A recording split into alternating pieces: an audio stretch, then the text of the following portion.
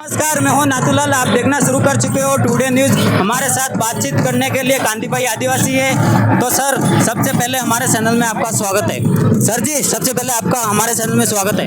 धन्यवाद जोहर, आपके चैनल को बहुत बहुत आभार। तो सर, अगले साल भी आप इस कार्यक्रम में आए थे।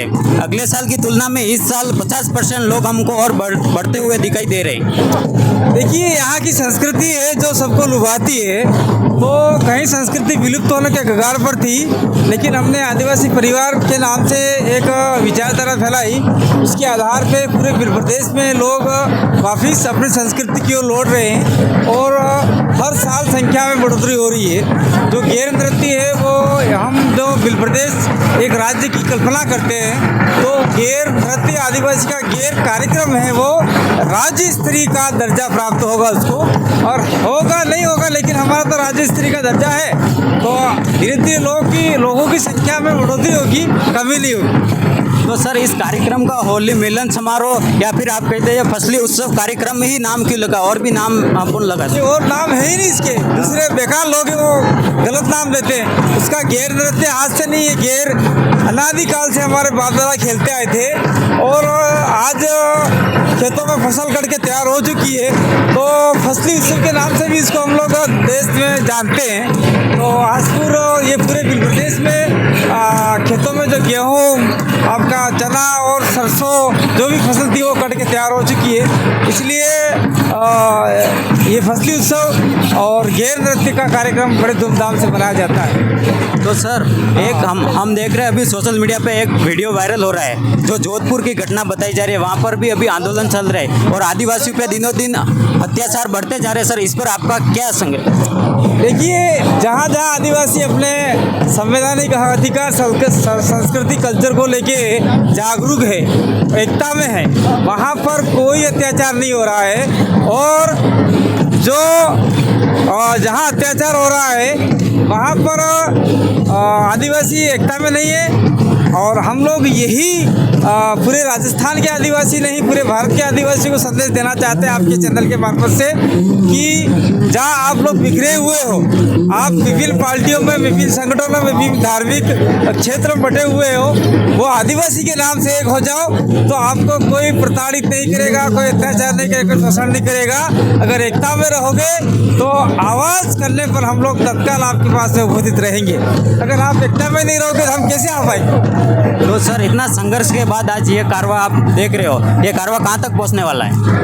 देखिए, मैंने कल दरियाबाद में भी कहा था, जब लोग हम दरियाबाद में जाते थे तो 20-25 लोग इकट्ठा होते थे और इस इलाके में भी बहुत कम लोग आते थे। लेकिन आज की तारीख में देखो, आज हजारों की संख्या में लोग इकट्ठा होते हैं। 9 अगस्त के दिन हम लाखों की संख्या में लोग इकट्ठा होते हैं। कई सांस्कृतिक कार्यक्रम हो, जैसे बेणेश्वर जैसे कार्यक्रम, मार्केट जैसे कार्यक्रम में लाखों की संख्या में लोग इकट्ठा होते हैं। तो आने वाले समय में हमने ये 2015 से इस कार्य को आगे बढ़ाया है। तो आने वाले समय में हम लोग पूरे प्रदेश में देखा जाए तो हम लोग लगभग 1 करोड़ के आसपास संख्या में है। तो आने वाले समय में हम लोग लाखों की संख्या में और भारत देश के अंदर करोड़ों की संख्या में एकता प्रस्तावित करेंगे। और आपका 47 लोकसभा सीट है, उस पर हम लोग अधिकतम कब्जा करने का प्रयास करेंगे।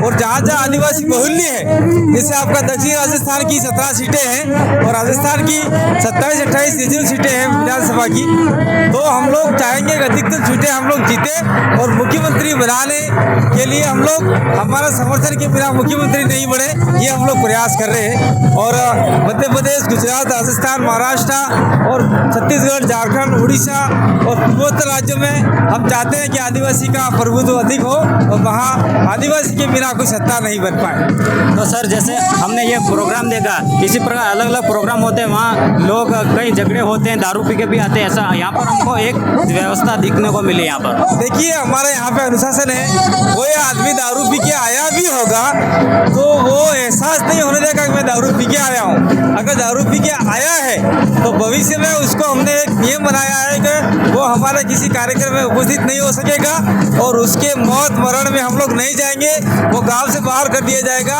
ये हमारा एक नियम बना हुआ है, इसलिए लोग जानते हैं। देखो, सबके हाथ में तलवार है, किसी को खरोच तक नहीं आती है।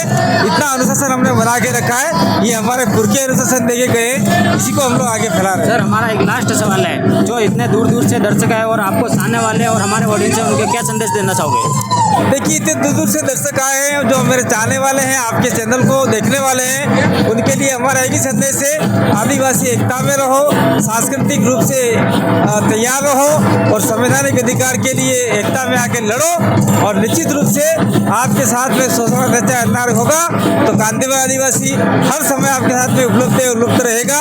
कांतिभाई आदिवासी ने इस इलाके में अपना तन मन धन देकर इस इलाके का जनजागरण किया है, तो पूरे बिल प्रदेश में एक जो अलग जगह ही है, तो आने वाले समय में हम लोग बिल प्रदेश राज्य बनाएंगे।